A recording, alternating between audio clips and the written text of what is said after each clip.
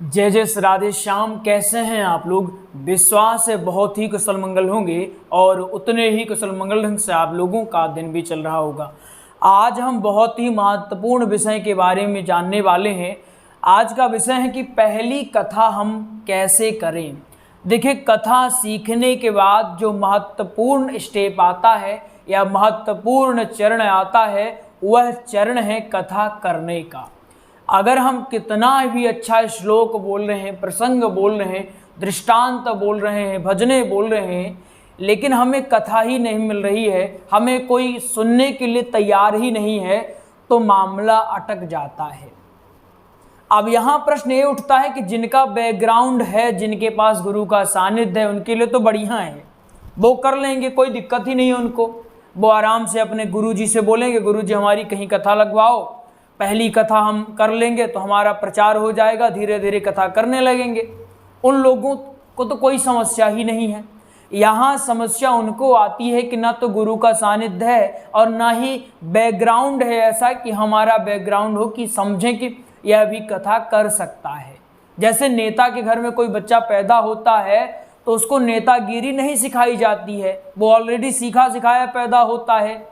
ऐसी एक बैकग्राउंड बहुत महत्वपूर्ण भूमिका निभाता है। भले इसको ठुकराते हैं लोग, लेकिन कड़वी सच्चाई है, इसको एक्सेप्ट करना पड़ेगा आप लोगों को, है ना। तो हमें क्या करना चाहिए, आज की क्लास में हम सारे डाउट क्लियर करने वाले हैं। और अगर अब तक आप लोग भी ये घबरा रहे थे, सोच रहे थे कि कथा तो सीख गए हैं, पहली कथा करेंगे कैसे, क्या करना होगा पहली कथा के लिए, आखिर मामला अटकता कहाँ है, वो सारी चीज़ें हम क्रम बाई क्रम समझेंगे, उदाहरण के माध्यम से, चित्र के माध्यम से समझेंगे। तो आइए, अपना व्हाइट बोर्ड सामने है और आप लोग एक नई ऊर्जा और नए उत्साह के साथ तैयार हैं। आइए समझने का प्रयास करते हैं। अगर आप लोगों को नोट्स प्राप्त करना है तो हमने भागवत जी का, श्री राम कथा का व सत्संग का नोट्स तैयार करवा दिया है। आपके स्क्रीन पर नंबर दिखाई दे रहे होंगे, आपको नोट्स मिल जाएगा, कॉल कर लीजिएगा।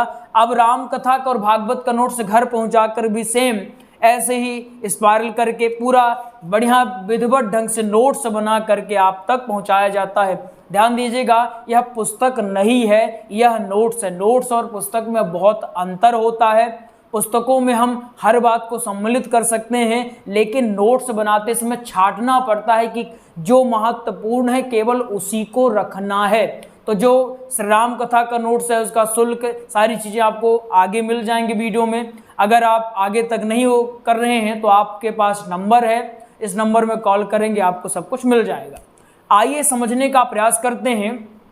देखिए, मान लीजिए कोई एक व्यक्ति है, एक व्यक्ति है, एक कथा सीखना प्रारंभ करते हैं, है ना। इनका नाम क्या रख देते हैं हम, अभिनव। ये हैं अभिनव जी, ठीक है ना।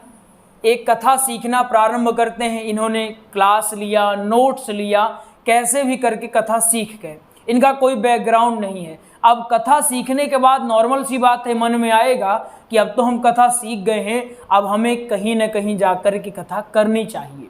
बैकग्राउंड भी नहीं है इनके पास, है ना। अब बैकग्राउंड होता तो काम बन जाता है, इनका बैकग्राउंड भी नहीं है। तो अब इनको क्या करना चाहिए वो हम समझने का प्रयास करते हैं, ठीक है ना।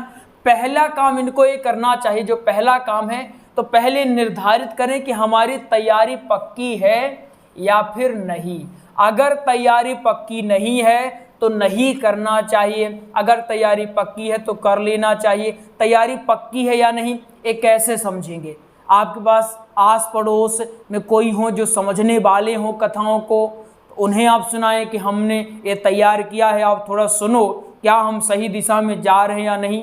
अगर कोई योग्य आचार्य आपको मिलते हैं तो आप उनको कहो, महाराज जी दक्षिणा ले लीजिए आप और हमारा टेस्ट ले लीजिए, ठीक है ना। आप उनको जो उनके आचार्य की दक्षिणा होती है उनको दक्षिणा पे करिए। बहुत सारे ऐसे संस्थान हैं जो ऑलरेडी परीक्षाएं कंडक्ट करवाते रहते हैं, तो आप उनसे संपर्क कर सकते हैं। उनके माध्यम से आप अपनी तैयारी का आकलन कर सकते हैं, खुद भी आकलन कर सकते हैं। अगर ऐसे करना चाहते हैं ऐसे कर सकते हैं। पहली बात तो आप पहले तो तय करो कि आपकी तैयारी पक्की है। अथवा नहीं। अगर तैयारी पक्की नहीं है तो पक्की करिए, फिर आइए। अगर तैयारी पक्की है तो अब अगला स्टेप आपके लिए निर्धारित होता है, ठीक है ना। अब आपको क्या करना चाहिए, ठीक है ना। अब मान लीजिए आपके आस पड़ोस में कोई एक स्थान है, पहले तो काम करना पड़ेगा स्थान का चुनाव। स्थान का चुनाव, देखिए आपके मन में विचार आया, समझना इसको, तैयारी हमारी पक्की, अब मन में विचार आया कि अपने को करना है कथा, तो आपको सबसे पहला काम करना होगा स्थान का चुनाव। अब मान लीजिए एग्जाम्पल के तौर पर आपने स्थान नंबर ए को चुन लिया कि मुझे एक स्थान है जिसका नाम ए है, इसी स्थान पर मुझे कथा करनी है। अब पक्का हो गया, अब किसी के कहने सुनने से आप नहीं टलोगे। और स्थान का चुनाव किस आधार पर करोगे वो भी समझ लो। पहले एक सूची बनाओगे आप, समझना, इनने विचार किया कि मुझे कथा करनी है किसी स्थान पर, तो ऐसे ही अचानक नहीं कह दिया कि मुझे स्थान नंबर ए में कथा करनी है। पहले एक लिस्ट आपने बनाया, ए बी सी डी, आपने एक लिस्ट बनाया, आपने देखा कि यहाँ क्या क्या खासियत है। इसको समझना, बहुत ही महत्वपूर्ण चीज बता रहे हैं। छूट जाती है ये चीज़ें, और जब छूट जाती है तो हम बिलबिलाते रहते हैं, भगवान गलती हो गई, क्या हो गया, फिर हम अपना सर खुजाते हैं। समझना इसको, जब आप पूछते हैं बार बार, इसका रीजन यही है कि आप शायद क्लास अच्छे से नहीं देखें। समझना, स्थान का चुनाव किस आधार पर होगा। अगर आपने गलत स्थान चुन लिया तो क्या होगा, वहां आपकी कोई मदद नहीं करेगा, टेंट का खर्चा आपको देना होगा। सच्चाई जो है उसको एक्सेप्ट करो। लोग तो कहेंगे अरे क्या होता है, धन तो हाथ की मैल है, ऐसे आ जाता है, पैसा क्या होता है, धर्म में पैसा क्या। लेकिन भैया पैसा जरूरी है, जो टेंट लगाएगा वो फ्री में नहीं लगाएगा। जब आप उसके पास जाओगे ना तो पहले आपका हुलिया देखेगा कि आप पैसा दे दोगे कि नहीं।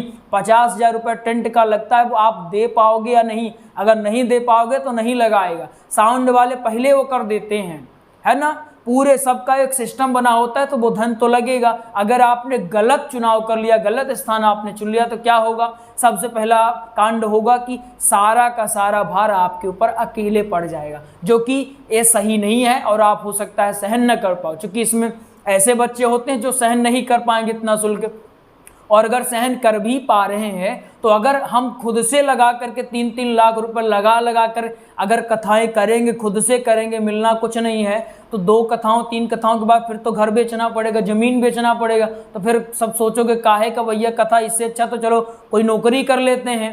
तो एक आपको नहीं करना है, स्थान का चुनाव सोच समझ के करना है। कैसे करना है वो समझ लेना है अपने को। देखिए आपने सोचा स्थान का चुनाव, तो किन आधार पे करना चाहिए। पहला आधार होना चाहिए आपकी पहचान, ठीक है। आप जिस स्थान पर जा रहे हो वहां आपकी पहचान किसी न किसी व्यक्ति से होनी चाहिए, ताकि वो माध्यम बने वहां जाने का। वो माध्यम बन जाए कि वो बताएगा कि यहाँ के गणमान्य लोग ये हैं, इनसे मिलना है, ठीक है ना। पहला काम क्या करना है, पहचान। दूसरा काम करना है कि वहाँ के लोग कैसे हैं, धार्मिक हैं या नहीं, वहाँ के लोग धार्मिक हैं या नहीं, ये भी आप लोगों को देख लेना होगा। जो आप अगर मान लीजिए आप राम कथा करने जा रहे हो, वहाँ आबादी है मुस्लिम की, तो फिर तो आपका मामला अटक जाएगा। तो ये भी आपको देख के चलना पड़ेगा कि वहाँ क्या धार्मिक लोग हैं, क्या वो हिंदुत्व को मानने वाले हैं, वहाँ क्या सनातन को मानने वाले हैं या नहीं। अगर हैं तो वहाँ बढ़िया से करिए, आपको सहयोग मिलेगा। हो सकता है 2-4 लोग विवाद करें, 2-4 लोग न माने, लेकिन बाकी लोग तो मानेंगे। तो क्या करना है, पहला तो पहचान होनी चाहिए, दूसरा धार्मिक वहाँ लोग है या नहीं, फिर वहाँ जगह है, तीसरा क्या है, जगह है।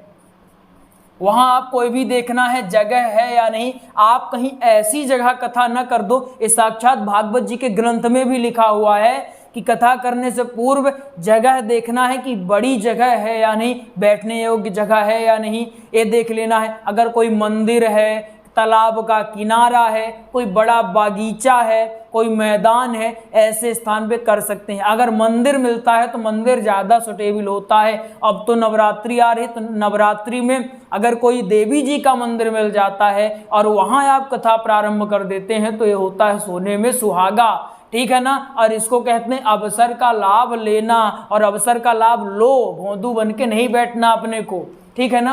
आपके गुरुजी हवाई बातें बिल्कुल नहीं करते, सच्चाई हम जो बोलते हैं जो है वो वास्तविकता है। कड़वा लग जाता है किसी किसी को, लेकिन हम बोलते सच हैं। आपको आज नहीं तो कल समझ में आना ही है, आज लग रहा नहीं। हम पहले भी बोलते थे प्रचार करो प्रचार, कुछ लोग अरे प्रचार तो हो ही जाता है, ज्ञान आएगा तो प्रकाश पुंज तो फैलेगा ही। अब वही लोग फोन लगाते हैं हमारे पास, गुरुजी कथा ही नहीं मिल रही है। हम कहते हैं फैलाओ लो प्रकाश पुंज, फैला प्रकाश पुंज। जब कह रहे थे सत्संग का नोट्स लो, जब प्रचार करो, तो तुम पहले कह रहे थे गुरुजी आप नोट्स बेचने के चक्कर में ज्ञान दे रहे हो।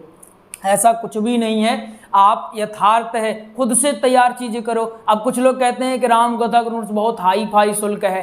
क्वालिटी अगर चाहिए तो ए मार्कर 5 रुपये में भी मिलता है और 50 रुपये में भी मिलता है ना। क्यों? क्वालिटी है, क्वालिटी किसी की कम रहती है किसी की ज़्यादा। हम थोड़ी कहते हैं आप नोट्स मत लो, कोई ज़रूरत नहीं है। अगर आप हमारी क्लासेस देखते हो तो आपको नोट्स लेने की आवश्यकता नहीं है। जो सक्षम नहीं है तो वो क्लासेस देखकर थोड़ा मेहनत करें, जो सक्षम है वो नोट्स ले लेते हैं, कोई दिक्कत नहीं है। और ज़रूरी थोड़ी है कि आप महंगा वाला लो। हमारे पास कम शुल्क से लेकर ज़्यादा शुल्क वाला है। जिनको कम क्वालिटी का चाहिए उनके लिए कम शुल्क लग रहा है, जिनको ज़्यादा क्वालिटी का चाहिए उनको ज़्यादा। कुछ लोग कहते हैं गुरुजी शुल्क थोड़ा लग जाए लेकिन क्वालिटी हमको ज़्यादा दिलाइएगा आप, थोड़ा और बेहतरीन हो सके तो। क्योंकि बेहतर से बेहतर अगर हमें मिल जाएगा तो हम बेहतर से बेहतर कथा करेंगे। वो ऐसे लोगों के लिए होता है, ऐसे लोग नोट्स वो लेते हैं। आपको लग रहा नहीं गुरुजी शुल्क ज़्यादा है तो आप कम शुल्क वाला नोट्स लो, या फिर मत लो। आप क्लास देखो, क्लास देख करके आप बनाओ नोट्स, क्या दिक्कत है? आया समझ में कि नहीं? तो ये समझ लेना आप इसको कि किन आधार पर पहचान हमारी वहाँ होनी चाहिए। धार्मिक लोग हों और जगह का चुनाव होना चाहिए, ठीक है ना। थोड़ा पानी देना बेटा। चलिए आया समझ में ना। तो हमने चुनाव कर लिया ए स्थान का। अब ए स्थान में ऐसे ही नहीं जाना है, आपकी जो पहचान है अब वहाँ काम आने वाली है। एक कोई मान लीजिए एक स्थान है, इसका नाम क्या है? इसका नाम है ए, ठीक है ना। ए स्थान नाम है इसका, या फिर कुछ भी रख दो, इसका नाम कुछ भी रख सकते हैं आप, जबलपुर रख दो। जबलपुर, हमने विचार किया कि हमें जबलपुर में कहीं भी कथा, जबलपुर के भेड़ा घाट कहीं भी कथा अपने को करनी है, ठीक है ना। जबलपुर में कथा का विचार आया। हमारी यहाँ पर एक व्यक्ति से पहचान हमारी थी। अब हम अपना डेरा डकुला लेकर के यहाँ पहुँच जाते हैं और कहते हैं भैया अपने को करनी है कथा। यही आपको भी करनी है। अपने गांव में कर रहे हो, आस पड़ोस के गांव में कर रहे हो, किसी दूर दराज शहर में कर रहे हो, तो वहाँ एक व्यक्ति चाहिए जो आपकी मदद करे, आपको बताए कि यहाँ पर आप कथा करोगे तो ठीक रहेगा, आपकी पहचान करवाए वहाँ के गणमान्य लोगों से। तो आपको अब क्या करना है? हमने विचार किया कि जबलपुर के इस क्षेत्र में कथा करनी है, तो हमारा एक व्यक्ति है यहाँ पर, हमने इससे बात किया, हमने कहा जबलपुर में कथा करनी है। अब इसके पहचान के भी कुछ लोग निकल आएंगे। इसने कहा चलो हम तुम्हारी मदद करने के लिए तैयार हैं। अब ए और हम यहाँ पर निकल जाते हैं। अब हम यहाँ कुछ लोगों से बात करेंगे। पहली बात हमारी होनी चाहिए किसके लिए? साउंड के लिए। किसके लिए? साउंड सिस्टम के लिए। एक कोई व्यक्ति साउंड का भार ले ले। वहाँ के जो गणमान्य लोग हैं आप वहाँ अच्छे से बात करो। आप वक्ता हो तो आप में इतनी कुशलता होनी चाहिए कि आप किसी को भी आसानी से मना लो और अच्छी अच्छी बातें करो, बढ़िया से बताओ। और आपका उद्देश्य भी सही होना चाहिए, ना कि धन अर्जन होना चाहिए। आपका उद्देश्य जब लोगों को सही लगेगा, यथार्थ लगेगा, गलत नहीं लगेगा, तो लोग आपकी कथा बिल्कुल करवाएंगे, ठीक है ना। तो आपको क्या करना है? वहाँ पर आपको कुछ लोगों से मिलना है, तो कहना है कि हम यहाँ कथा करने का विचार आया है, अगर आप लोग भी सहयोग कर दें तो ज़्यादा बेहतर होगा, ठीक है। इतना काम कर लोगे आप ना? चलो आप इतना काम कर लोगे। तो ये साउंड सिस्टम की व्यवस्था हो गई। एक ने भार ले लिया कि चलो हम साउंड सिस्टम हम करवा देंगे, और एक हो गया कि हम टेंट की व्यवस्था करवा देंगे, ठीक है। एक टेंट की व्यवस्था करवा दिया, एक साउंड सिस्टम की व्यवस्था करवा दिया, और एक ने कहा कि हम जो गायन करने वाले आएंगे, संगीतकार, जो संगीतकार आएंगे हम उनकी व्यवस्था ले लेते हैं। अब रही बात छोटी मोटी व्यवस्थाओं की, वो आ गया कि हम रसीद काटेंगे और ये क्षेत्रवासियों से हम मांगेंगे, चंदा मांगेंगे कि यहाँ पर धार्मिक आयोजन हो रहा है, आप लोग चाहो तो सहयोग कर सकते हो। इस तरह से आपका जो मुख्य चीज़, पैसा कहाँ लगता है? साउंड में लगता है, टेंट में लगता है, संगीतकार में। साउंड में आपका लग जाएगा 20,000, टेंट में आपका 30,000 इसमें लग जाएगा, 50,000 हो गया। संगीतकार वालों को कम से कम 30,000 इनका मान के चले, कम से कम 80 से 90, 1 लाख मान के चलिए। तो आपकी 1 लाख की व्यवस्था, अगर अच्छे से आपने बात किया, गणमान्य लोग हैं, धार्मिक लोग हैं, कथा को मानने वाले हैं, भगवान को मानने वाले हैं, तो इतना हेल्प आपकी कर देंगे। अगर कहते हैं कि साउंड पूरा हम 30,000 नहीं दे पाएंगे, तो आप कहो कि 2-3 लोग मिल करके आप लोग अगर कर लो तो भी हो जाएगा काम। तो साउंड की व्यवस्था आपने 3 लोगों को भार दे दिया, तो सब लोग 5-5 हज़ार, 8-8 हज़ार रुपये करके इकट्ठा किए और साउंड वालों को दे दिए। किसी ने कहा टेंट तो बहुत 30,000 का बहुत महंगा हो रहा है, अकेले हम नहीं दे पाएंगे। आपने स्वयं रणनीति अपनाई, आपने कहा कि आप अकेले नहीं दे पाओगे, आप अपने ही जैसे कुछ और लोगों को तैयार कर लो जो मदद कर दें। और इस कार्य में मांगना कहीं से भी वर्जित नहीं है, आप दिल खोल करके मांग सकते हो। बस शर्त यह है कि जो यहाँ से धन आएगा वो गलत चीज़ों में इन्वेस्ट नहीं होना चाहिए, ठीक है ना। चलिए, अब आप एक काम आपका तो हो गया। अब आई बात रसीद की, किसकी? रसीद की।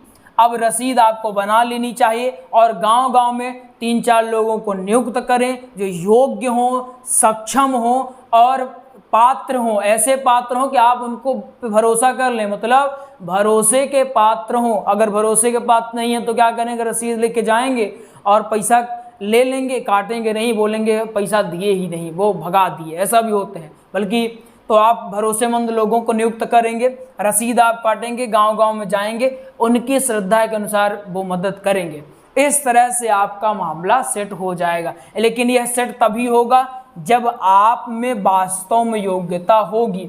अगर योग्यता नहीं होगी तो आप पहले ही फ्लॉप हो गए। यहाँ पर रियलिटी बता रहे हैं, अगर आप में योग्यता नहीं है तो फ्लॉप हो जाओगे आप। इसको ही नहीं मना पाओगे, अपने मित्र को ही, जिससे आपकी पहचान है, उससे को आप कन्विंस नहीं कर पाओगे कि कथा करनी है। वही टाल मटोल कर देगा, बोल देगा भैया टाइम नहीं है, कल आना, परसों करना, आज वहाँ जा रहे, यहाँ जा रहे। तो आप में ये योग्यता होनी चाहिए कि आप इसको मना पाओ, ठीक है। पहली बात, भैया दे दे पानी यार, ले आ दे जल्दी से। चलिए, तो पहली बात ये हो गई। और दूसरी बात, अगर आप में योग्यता नहीं होगी यहाँ पर, तो यहाँ पर क्या होगा? यहाँ पर आप जाओगे तो यहाँ पर जो गणमान्य लोग हैं तो कहेंगे हम आप ही कथा क्यों करवाएं, आप ही कथा क्यों करना चाहते हो। ये तरह तरह की बातें आप लोगों के सामने आ जाएंगी, ठीक है ना। चलिए, ठीक है, इतना समझ में आ गया कि नहीं? अब से आप लोग क्या करोगे? जब यहाँ पर आप विचार करोगे कथा सीखने का, तो कथा सीखने के बाद एक व्यक्ति नियुक्त होगा। वो व्यक्ति आपको बताएगा कि यहाँ पर कथा कर सकते हैं, उसके बारे में, स्थान के बारे में और अच्छे से जानकारी आप लोगे। वहाँ जाओगे, गणमान्य लोगों से आप बात करोगे। इस तरह से थोड़ा थोड़ा मामला सेट होगा। अब रही बात कि अगर कोई साउंड की व्यवस्था 30,000 नहीं कर पा रहा तो क्या करें? सिस्टम छोटा कर दो, व्यवस्थाएं कम कर दो। अगर हमारे पास व्यवस्था नहीं कि हम ये 100 रुपये वाला मार्कर यूज कर पाएँ, तो हम कोई मार्केट से 5 रुपये वाला ले आएंगे और यूज कर लेंगे। काम तो अपना होना चाहिए, है ना। ज़्यादा ये ना सोचो कि नहीं हम हाई फाई होगा तो ही करेंगे। जितनी व्यवस्थाएं हैं, जैसी व्यवस्थाएं हैं, इसी में आपको शुरू कर देनी चाहिए, ठीक है। तो आप शुरू कर लोगे, इतना हमें पूरा भरोसा है। हमारा पूरा गला बैठ गया। 3 बार इससे पानी मांगे, ए भैया हमको पानी नहीं दिए, बताओ गुरुजी को प्यासे मार डालोगे। पूरी दिन क्लास लेवाओ, चेक करवाओ, फ़ोन उठवाओ, गुरुजी से ही जब करवाओ। लेकिन कोई बात नहीं, आप लोगों का जब फ़ोन आता है गुरुजी कथाएं चल रही हैं हमारी, बड़ी प्रसन्नता होती है। आज नोट से बहुत जगह भेजा हमने, कल भी हमने नोट्स भेजा था बहुत लोगों को, तो बहुत प्रसन्नता होती है आप लोगों की ऐसी बातें सुन करके कि आप कहते हैं गुरुजी क्लासेस से लाभ हो रहा है। आपके जब कमेंट पढ़ते हैं, आप लिखते हैं गुरुजी क्लासेस से बहुत मदद मिल रही है, नोट्स बहुत काम का सिद्ध हो रहा है, तो प्रसन्नता होती है कि चलो जो हमने मेहनत की वो कहीं न कहीं सफल हो रही है। आपको एक जानकारी दे दें, हमने भागवत जी का व श्री राम कथा का सत्संग का भी नोट्स है, उसके बारे में बताते हैं। इनका हमने प्रॉपर नोट्स तैयार करवाया है। ये याद रखिए, ये बुक नहीं है, ये क्या है? ये नोट्स है। देखिए भागवत जी का नोट्स एक है 489 रुपये में। जो लोग कहते हैं गुरुजी नोट्स महंगा है, वो शायद हमारी क्लासेस अच्छे से नहीं देखते हैं। देखिए हम सभी को ध्यान में रख करके नोट्स तैयार करवाए हैं। हमने 489 वाला भी नोट्स आज से 5 साल पहले जो चलाया था वो अभी भी चला के रखा है। चाहे तो इसको बंद करवा सकते थे, लेकिन अभी भी इसका शुल्क, क्वालिटी बढ़ा दी लेकिन शुल्क इसका वही रखे हुए हैं। यह नोट्स रहता है हस्तलिखित में, ठीक है। इतना करने के बाद भी जब आप लोग कहते हैं गुरुजी शुल्क बहुत ज़्यादा है, आप शुल्क ले रहे हो, ऐसा वैसे बातें करते हो, तो फिर दुख होता है कि जब कर रहे हो फिर भी लग रहा है। हस्तलिखित नोट से ही आप देखो ऑनलाइन ही आपको मिल जाएंगे, यही नोट से 1100 रुपये मिलता है, जो कि हम 489 शुल्क इसका किए हुए हैं। इसका आपको टाइपिंग वाला 1389 रुपये मिल जाएगा। एक ऐसा रहता है टाइपिंग में। अब इन दोनों के बारे में और समझिए, ये दोनों नोट्स कैसे रहते हैं, पीडीएफ में रहते हैं। पीडीएफ मतलब आपको फ़ोन में ही फाइलें सेंड कर दी जाएंगी, आप उसको फ़ोन से पढ़ो या फिर उसका प्रिंट आउट निकलवा लो, कोई दिक्कत नहीं है।